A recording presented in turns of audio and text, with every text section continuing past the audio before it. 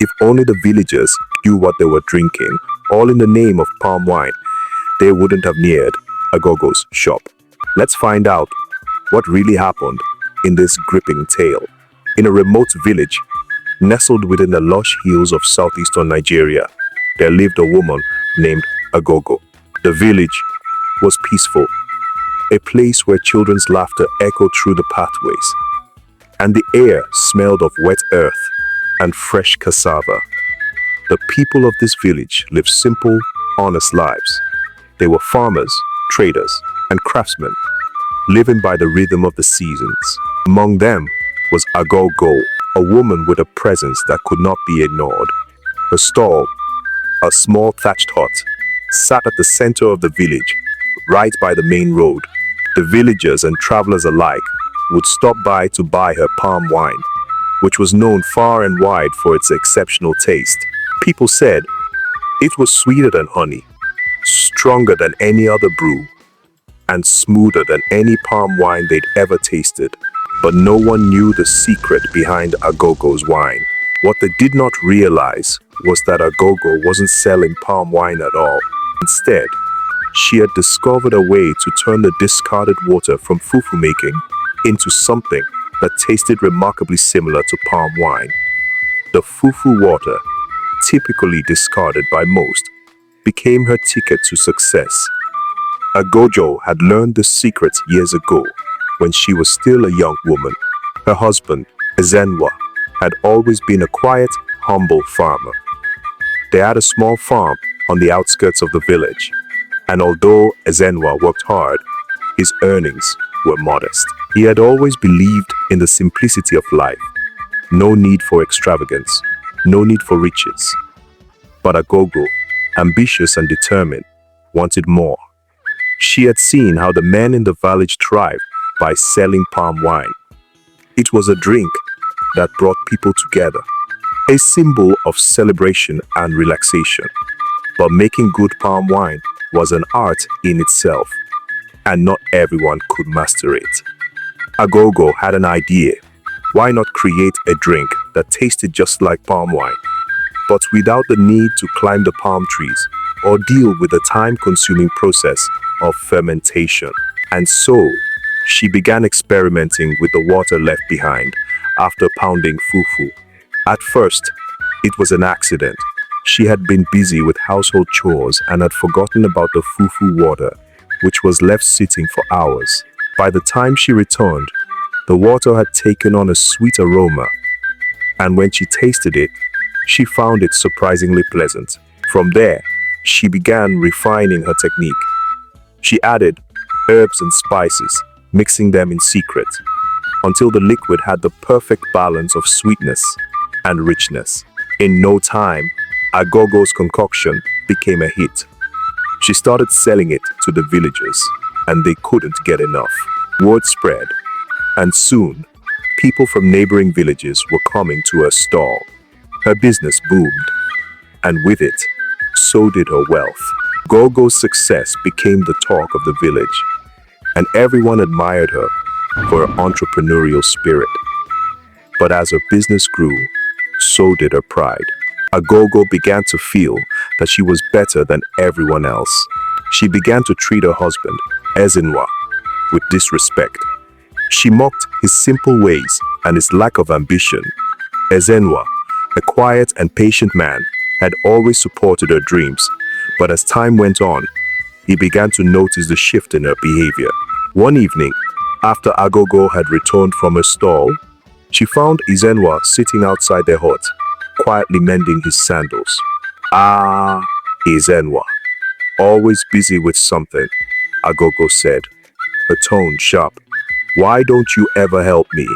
I'm out there working day and night to keep this family afloat, and you sit here doing nothing." Ezenwa looked up from his work, his face weary but calm. "Aghogho, I work hard on the farm. The crops need tending. I cannot spend my whole day at the market like you."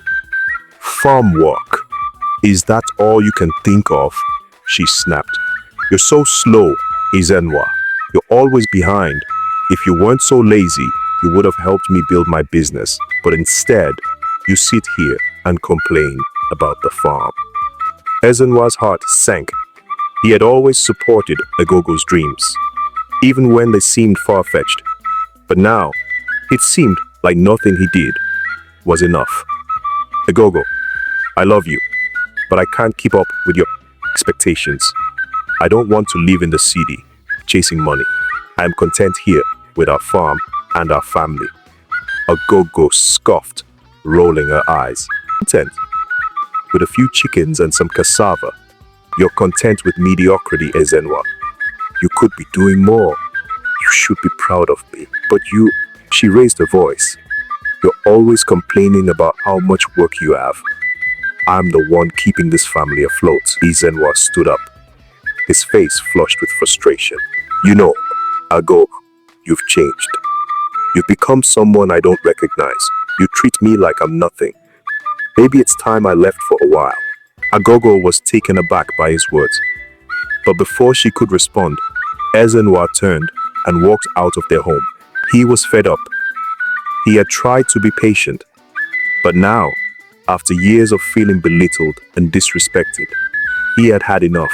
The next day, the village was buzzing with gossip.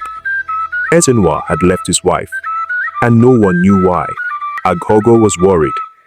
She had heard rumors about her husband's departure, but she refused to believe that he would leave her for no reason.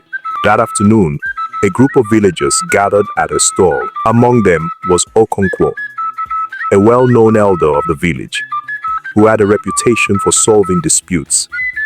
He approached Aghogho with a solemn expression. Aghogho, where is Ezenwa?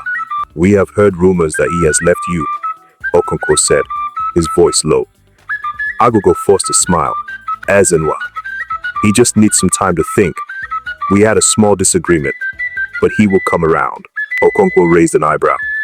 You have to understand, Aghogho, your husband is a patient man. If he left, there must be something wrong. I don't know what you're talking about, Okonkwo. Everything is fine. You know how men are. They get upset over small things. But Okonkwo wasn't convinced. He had known Ezenwa for years and could tell that something was wrong. Aghogho, we all know that you've become very successful, but don't let pride get the better of you. A good marriage is built on respect, not money. Aghogho felt a pang of guilt, but she quickly brushed it aside. I don't need anyone's advice. My business is doing well, and I have everything I need. As the days went by, Ezenwa stayed away from the village. The villagers began to grow curious about what had really happened between him and Aghogho.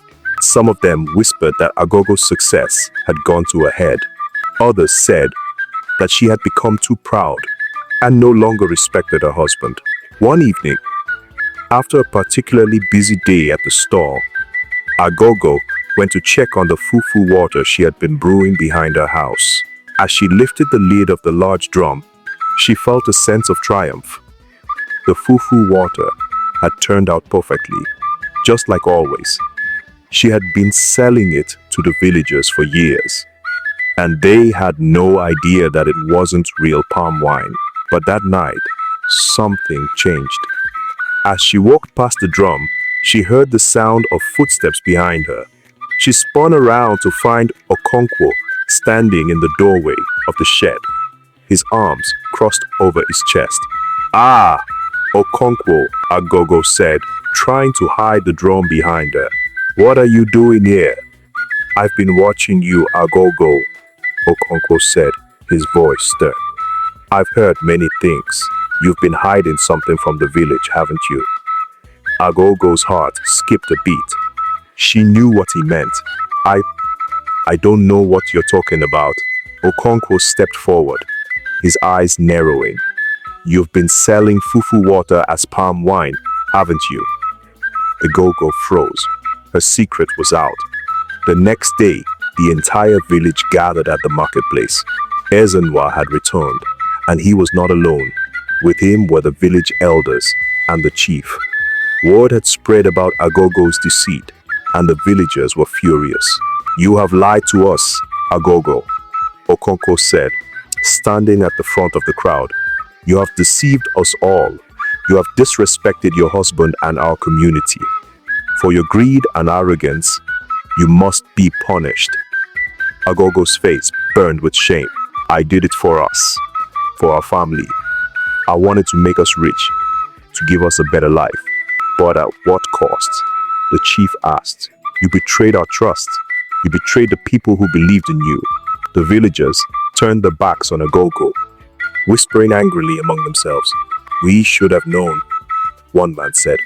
"How could we have been so foolish?" Aghogho stood there, humiliated, as Ezenwa stepped forward. "Aghogho, I never wanted this. I never wanted the wealth, the pride, the lies. All I ever wanted was peace and happiness. But now, we must face the consequences." Aghogho's heart shattered. She had lost everything: her business, her dignity, and the respect of the very people she had tried so hard to impress. And the worst part was, she had lost her husband. She could only stand there, numb with regret, as the village turned their backs on her. From that day on, Aghogho's stall was abandoned. She no longer sold her palm wine, fufu, water turned wine. The villagers avoided her, and she spent her days alone in the silence of her home. The simple life she had once looked down on now seemed like the only path to redemption. In time, Aghogho learned to humble herself. She apologized to Ezenwa and the villagers for her pride and deceit. But the damage had been done. Some things, once lost, could never be regained. And so, Aghogho lived the rest of her days in quiet solitude, a lesson in humility and the price of vanity. Aghogho's story warns against greed and pride, and the importance of honesty, respect, and hard work.